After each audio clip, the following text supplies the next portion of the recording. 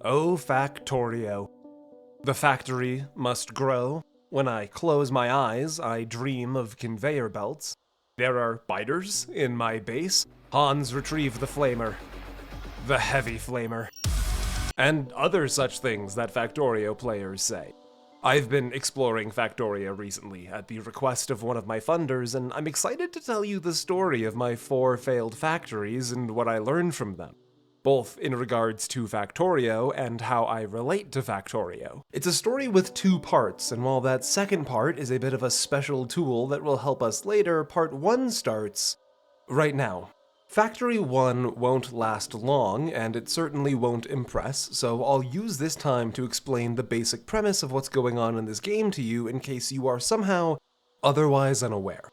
The story of Factorio, insofar as it has one, is that we have crash-landed alone on a planet whose only inhabitants are a bunch of biters. And while that might sound like a paradise filled with all of the women that I'd have let gaslight me during college, unfortunately, it's somehow worse than that. This nasty bunch of bugs are the only natives to the planet, and they are not happy that we have joined them. As such, they will be our main antagonist for our time on Planet Novice, and they will grow and evolve to become more dangerous and resilient as our time on the planet continues. So, what are we going to do about this? Well, mostly we need to get the heck out of Dodge, and the only way to do so is by building a rocket to flee the planet. But to do that, we're going to need a whole lot of industry. This game will happily start you with some basic materials and tools, but you'll quickly outgrow these original supplies, which is where the whole industry part comes into play. You see, Factorio is mostly, I think, a game about puzzles and problem solving. It is a game about math, logistical awareness, and creative thinking while working within unorthodox constraints. And as you can probably see from this footage, I am, you might say, struggling with these elements a bit with Factory 1. The problem with Factory 1, I think, was a rush to get steam power going before I really even had any other production set up. Pretty much all of my resources went into building conveyor belts to transport coal to the boiler, and I never even really thought about what that electricity would even be doing for my factory, so I was barely producing enough iron to even make those conveyor belts, and I didn't even have any equipment that required the electricity that the steam engine and boiler would have made, so a huge loss all around. Factorio is essentially a bunch of math problems that scale in intensity, and as it turns out, a brain more developed to study the human condition and narrative structure in stories is not exactly the best at managing the production and consumption of iron plates. I don't typically get into games like Factorio, but I do have one connecting point: Stellaris.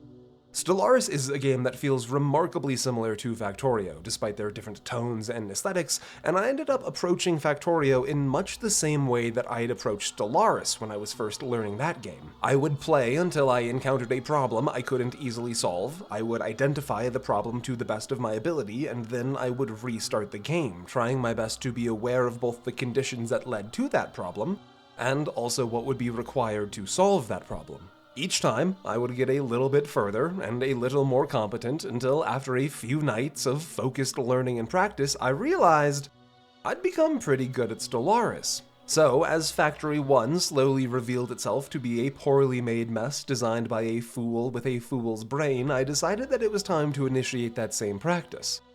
Burn it all down and start over. Looking back at Factory 1, I can recognize that there wasn't really anything inherently wrong with it. The game had barely progressed at all, after all, and with my current knowledge of the game, it would have only taken a few minutes to get it working at a fairly decent level. Factory 1's only sin was that it was designed by someone who wasn't confident in the mechanics of the game, and I think I was hoping that a fresh start would do me well. So begins Factory 2.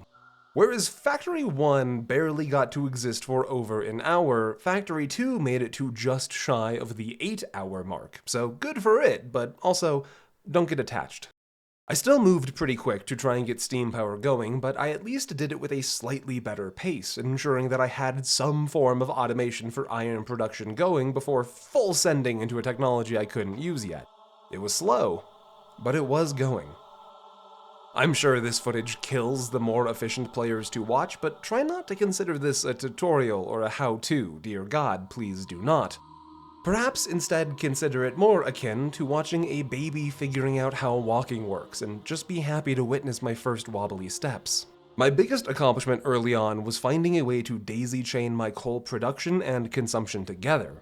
The same coal the mining drills brought up could also be fed into the miners to power the miners, and then, in a particularly moving stroke of unrivaled intellectual prowess, I realized that the excess coal not being fed into the miners would bypass the miners, and I could use that coal to fuel the boiler to power the steam engine. In short, I'd found a way to connect multiple systems together, which still feels like Factorio's greatest puzzle.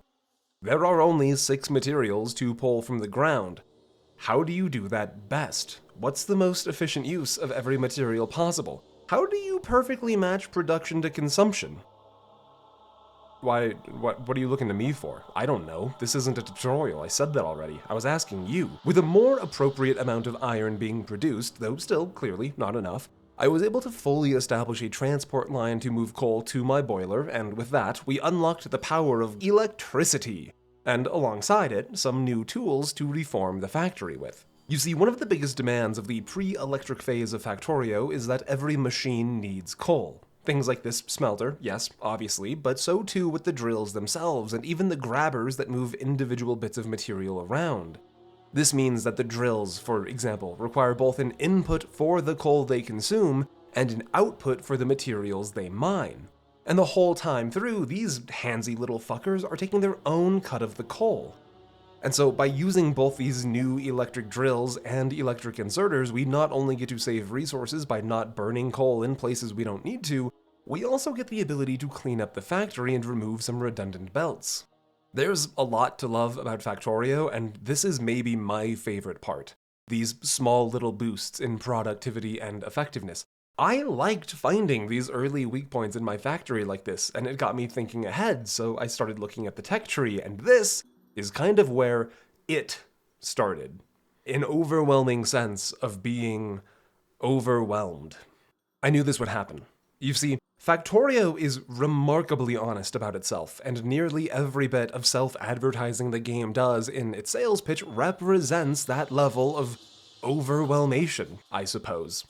And I think that's a huge part of why this game is so beloved. There is a perfect sense of knowing exactly what you're getting into when you get into this game. It is exactly what it looks like on the cover, so if it doesn't look like it's for you, you'll know right away. And if it does look good, then you'll eventually leave a positive review showcasing your hundreds of hours played. The overwhelmation begins with the lab. I've already explained that the final goal of the game is to build a rocket and leave the planet, but to do that you need to build all of the components of the rocket, and to unlock the ability to build all of the components of the rocket, you need to research all of the components of the rocket first, and to research all of the components of the rocket first, you need science. There are 7 different types of science in the game, 6 that are available pre-rocket, 1 available post-rocket, with 5 that matter for the rocket. And these different types of science, represented by these little colored flasks, can be fed into labs that will automatically conduct research on new technologies using that input science as fuel. At the start, this is a simple endeavor. There is only one type of science, the Automation Science Pack, henceforth referred to, as all other sciences will be, by its color, red in this instance, and that red science can be made by combining a single copper plate, made by smelting copper ore, with a single iron gear, crafted from a single iron plate. Most people can probably start producing red science to some degree in a matter of minutes, and in my case, getting the first element of automated red science production set up so that the red science made itself only took around an hour, which, considering that I insisted on being entirely self-taught for the game, felt decent. After red science comes green, which has a scaled-up level of requirement to it. To make green science, you need an electric inserter and a conveyor belt, and by the point of green science, you're probably already making a few of these. To automate this process, however, you will need iron plate and iron gear for the inserter, plus an electronic circuit made from iron plate and 3 copper wire, as well as iron plate and iron gear for the conveyor. And that might sound like a lot, or not much at all, depending on your experience with the game, but either way, it means expanding. All that iron and copper going into green science has to come from somewhere, and because different technologies are now requiring both red and green science, we don't want to reduce our red science production to make that green science. which means we need more drills to dig up more raw resources, more smelters to refine it all, more coal to fuel all of those smelters, more belts and inserters to move it all around, and more of these machines called automators, which will, you guessed it, automatically craft products from ingredients. In short, the factory is about to get much bigger, and this is what killed Factory 2. I failed to account for how much that growth would scale. The main issue with Factory 1 is that I sprawled too far too early and didn't have the resources to sustain that sprawl. So in Factory 2, I made the call to keep everything close together, figuring a concise factory would run smoother. The problem therein being that in Factory 2, I confused cramped for concise, and as I needed to expand my factory, I struggled more and more to find decent places for new machines. But I felt a little more confident here, so I took what I knew and I tore it all down and simply rebuilt Factory 2 with the idea of having a centralized flow of raw resources that would get refined and then sent off to different areas for further processing. And before I knew it, I had a little factory that was producing a decent amount of red and green signs automatically, and I took some time to just bask in it all. And then the biters attacked my shit. Now, I would love to say that this is rude of them, but I kind of get it. I'm not really the NIMBY type, but I have been blowing metric tons of radioactive coal, ash, and dust directly into their face for like 2 weeks now. They still have to go, but you know, I get it. Now, that aside, this element to Factorio, really, this element to any survival game in general, what I'll refer to as base invasions, is a really tough sell for me. It was the worst part of Valheim back when I tried it, and I'm still not wild about it here, but the difference here is that I can, in theory, defend my base a little more radically. There's 6 types of science pre-rocket, and only 5 of those contribute to the rocket, meaning that 6th science, the black science, is for military research. And the reason you might decide to finally invest in military research would be like, I don't know, if you were 10 miles away from your base trying to figure out how to get oil moving, only for these ravenous little gutter snipes to show up unannounced and uninvited into an all-you-can-eat buffet of your factory. This was the end of Factory 2. Honestly, it was survivable, but I was already getting frustrated with other elements, the tight confines of the workspace despite my rebuild, the distance to my nearest oil depot, the complication of trying to get that oil depot set up, and so when a bunch of things showed up to start eating my base while I was away, that was just sort of the breaking point for Factory 2. Burn it all down and start over. Factory 3 was never going to work.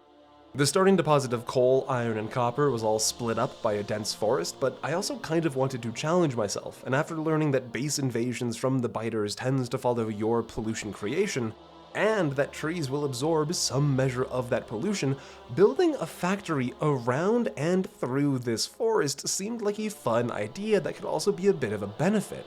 And if that wasn't enough to keep the biters away, I also planned on implementing black science into this factory in a pretty serious way. The first endeavor was a wall, with the intention to surround my entire factory as a first line of defense.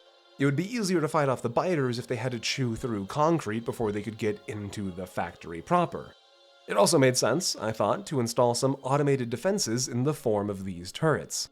And if I can have a moment, I kinda wanna gush. I'm particularly proud of this idea. The concept was to have a wall surrounding the entire factory space and have turrets every so often, with a related branching of iron plates going to a nearby assembler that was creating ammo packs for the turrets, which would then be placed onto a conveyor belt running the perimeter of the inside factory wall so that the turrets all along the wall could be automatically rearmed as they defended the factory. And the coolest part about all of that is that it never got finished and it never mattered because none of these turrets ever fired a single shot. One of the cool things about Factory 3 is that it's also where I found my personal goal for the game, and it had to do with how the base invasions changed my perspective. If biters respond to pollution, surely if we just pollute less, then I'll have less biters, right? And an easy way to pollute less is to use less coal, particularly in boilers for steam power. Enter solar panels and accumulators. Now, solar panels do exactly what you'd expect. They produce power from sunlight, but thanks to the day-night cycle of the planet we're stranded on, this means that the panel's power production will vary over the course of a day, even dropping to 0 during the short night. So we need to use accumulators to store excess power generated during the day to power the factory with at night that the panels can then recharge during the day. And voila! A beautiful, zero-emission factory living in perfect harmony with nature. Except, for the untold gallons of oil and sulfur and petroleum needed to make it all happen, that part probably has a few emissions. Look, this factory is the one that never got invaded, so clearly I was doing something right. It even got to the point where I realized I could actually tear down the guns on the wall because by using the blue science I'd started automating, I could get access to laser turrets, which didn't need ammunition. The ability to go full electric was such an intoxicating ideal, it's just too bad that I blew it, because as it turns out, you need a massive field of solar panels to power a whole factory, and that field will need more space to expand into as the factory grows too. So space was already becoming an issue, no surprise there. I'd already built walls after all, which meant making expansions was a greater hassle, and the way I'd built my factory worked for automating and researching red and green science, but trying to fit in blue too proved to be a greater task than I was ready to meet with. So, I could tear it all down and rebuild, or I could tear it all down and restart. And the truth is, I kind of felt that by the time I tore it all down and rebuilt, I could have already done it all again fresh. No mistakes. Or at least, less mistakes. So, one final time, that's what I did. Factory 4 remains my final factory. It is the one I am most proud of, and the one I had the most fun designing. It started simple enough, as most factories do, but I really feel like this factory was the one where I finally got a real handle on size, scale, and expansion. It's the factory where I realized my dream of a fully solar-powered factory, and I finally got a handle on conveyor belts and how to move massive amounts of material around without getting them all mixed up with each other. It's also the one where my recording got gunked a little bit, so some of this footage might be a touch grainy at points. What you gonna do? It took me about an hour 15 to start getting red science automated, but that came with the very basic caveat that I was playing thoughtfully. I was spending so much time figuring out the best placements for my machines, I was measuring input and output, I was making sure that things had space to grow while not being too distant from the rest of the factory. I was really feeling that I was starting to get a sense on how to build a properly concise factory. This was also the factory where I think I was the most relaxed. Fun fact, I typically don't listen to any music or background audio while recording footage, in case I decide I want to use elements of the game's audio later in the video, but something about Factory 4 just got me comfortable and settled in, so I embraced that.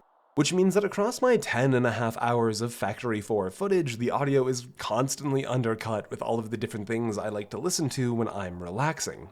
As he reached the dark pallets, he echoed the words Fractal used to lock himself in. I have a bad mental hang-up where I see old art and I throw it out immediately. I'm actually incredibly masculine. Okay, just because I'm not losing my hair. Don't be coming at my T levels now.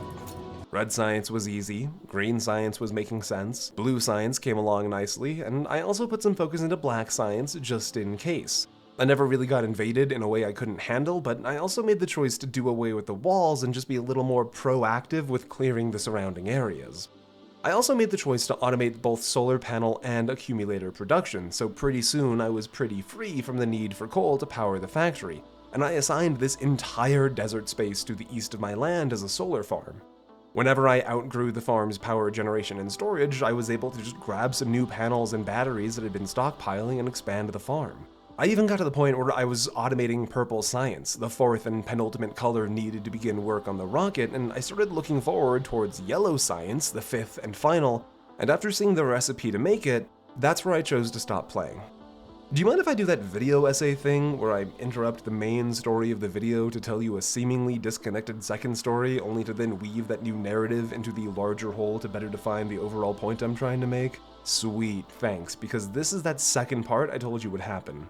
When I was younger, I spent 6 years studying 3 different majors at the Metropolitan State University of Denver. That said, try not to conflate the length of a name with the prestige of the thing the name represents. Historically, we were called Scrappy, and somehow I never managed to take that as a compliment. As a reward for all of my time and effort across those 3 majors in 6 years, I received a degree in none of them. Life's hard like that sometimes. I honestly don't think I picked up a whole lot of value for my time at university, definitely not enough to justify the cost, but I did still pick up a few things, and the thing that matters for this video came during my final major that I spent time in, which was craft brewing and pub operations, a terribly Colorado thing to study. One of my classes involved a study into the Beer Judge Certification Program, or BJCP guidelines for analyzing beers at brewing competitions. Ever wonder what the objective difference is between a Czech Pale Lager and a Czech Premium Pale Lager? Look no further, for these 102 hallowed pages contain the desired and mutually agreed upon metrics for basically every type of recognized beer. What this meant for the class is that we'd basically spend 90 minutes drinking beer, but doing so with purpose and focus, and we'd analyze the beers and then talk about how those beers compared to the desired flavor profiles that they're supposed to have. Essentially, we were able to objectively tell good from bad because we were specifically measuring against established benchmarks that everyone in the industry had already agreed upon. And what I learned from that is that there is a remarkable and important difference between a thing being bad and a thing not being to my taste. I don't really like IPAs, but I can still tell you when an IPA is made really well. I don't really like Factorio. It's just not to my taste. I'm not math-brained, I don't really like puzzles all that much, and Factorio just requires a certain amount of logistical management that I personally struggle with. Factorio is one of the best games I've ever played. The amount of control it gives to players is unparalleled, the player agency to creatively solve problems is unrivaled, and everything about the game is remarkably clear in regards to what it is. Both of these things are true. Around the time I started looking at building out my factory to begin automating that 5th and final rocket-based science, I'd become aware of a ratio that I'd been experiencing. For every puzzle in the game, there had been this relationship between the amount of mental energy that went into solving that puzzle and the amount of enjoyment I got out of solving that puzzle. And looking at the requirements for the final science and mentally mapping out how much space it would take, how much demand it would put on my resource generation, the new mining locations I would need to establish to pull those additional resources from, the extra refining locations I would need to process those additional resources, how much I would need to expand the solar farm, I realized that relationship, the ratio between effort and enjoyment, was currently sitting at a perfect 1-to-1. But that ratio was not going to survive a 5th round of automated science. It had started really good. I had enjoyed solving the little problems. I'd enjoyed pushing my understanding of the game and learning new things, new interactions, new behaviors and quirks of the game's mechanics, but that sense of overwhelmation never really left. And this meant that I was putting more and more effort into solving a puzzle and feeling less and less excited to have solved that puzzle. On top of that, I was also always aware of how much of the game's potential I was leaving behind. There's a whole system for trains that I never even touched because it all just seemed so overwhelming. And maybe if I'd had more time, I'd have come around to it eventually and really pushed for that 5th science, but the truth is, I have 120 working hours between videos, and looking at Steam, most of these reviews are from people with hundreds, if not thousands of hours in the game. It would be hard for me to get a full grasp of Factorio in the time I had to work with it, and I know people will tell me that I should take as much time on a video as I need, that they don't mind waiting, and that's very sweet of them. But if I put as much time into every video as I wanted, I'd have one video on this channel called Cyberpunk 2077 and Loving a World That Hates You, and then I'd have spent the last 21 months trying to get the next video to be good enough. And honestly, the only reason I was even able to get into Stellaris, the one connecting point I have to this kind of genre, is because life was, bad for me when I got into Stellaris. It was the kind of thing where if I spent 16 hours a day sitting in my room in the dark playing a single thing just to keep the brain cells moving, it didn't matter because I wasn't missing anything, you know? So outside of that one particular exception, which is more of a fluke if we're being honest, I just don't have any natural attachment to this type of experience. Which, if we read between the lines of my psyche a little bit, the duology of this is the type of game I obsess over when my life is a mess and I only play one game of this type is kind of a really nice thing to recognize in myself. In fact, I think that kind of explains it. Factorio is the type of game I would play when I needed to feel in control. It's the kind of experience I would have gravitated to before my time on YouTube at my last job, working in brewing, also known as production, also known as a factory for drinks, and holy shit, it was miserable. There were days when I'd have given anything just to have a little bit more control over my time there, over the way processes were ran, the people who got to be in charge, the people who got to make decisions, the people I had to listen to. How great is it that I don't feel that anymore? Sorry, that's not really the point of the video, but you should know by now that you're not getting out of one of my videos without hearing about the human condition in some way. Hey, what was the purpose of life anyway? Who knows? Probably some hogwash about the human spirit. Sounds about right. What I'm trying to say with this video is that there is a fundamental difference between a thing being good or bad and a thing being made for me to be part of its intended audience or not. And I think it's particularly easy, especially here on the internet, for that distinction to be lost, and that's a real shame, especially here in the world and genre of content analysis. The whole point of this field is to better understand the media we consume and the experience we have with this interactive medium, and for me, Factorio has highlighted the concept that there is a difference between bad and not for me with unmistakable clarity. Because it honestly kind of feels like I'm the one missing out for not enjoying this game more. I think it's rare for a game to be this well made, this polished, this dominant in its genre and beloved by its community. I mean, it's a game with no story, no grand character arcs or deep reveals, and as I write this, it's currently the 20th most played game on Steam. What it does have is a lot of beauty. In the way it's designed, in the way it's built, in the way all of the little factories have their own animations, in the way it firmly insists on you being in control of it all, how you get to decide what that means, how you get to apply your own creativity to limitless problem solving. People love Factorio, and I can see why. But for me, I'm happy to move on. You know, I tried really super duper hard with that intro to make all of the Factorio enthusiasts connect with the video, really think I'm one of them. I hope they don't feel deceived. It's kind of funny though, to think that with a slight twist of fate, I might have found Factorio way back when, and obsessed over that, and it would be my beloved Stellaris that I have no idea about today instead. Life's funny like that. I would like to give thanks really quick to my incredible executive funders, those being Daddy Biscuit 22, Jordan, Device MD, New Kind of Tired, and Aiden Farnsworth. These 5, plus everyone else who's made the call to directly support the channel on Patreon, are the stability that this channel is built upon. And I can never thank them enough. If you have any interest in supporting the channel directly, getting access to my work early, or seeing your name in the credits for these videos, consider making the jump yourself and seeing if any of the tiers are right for you. Thank you.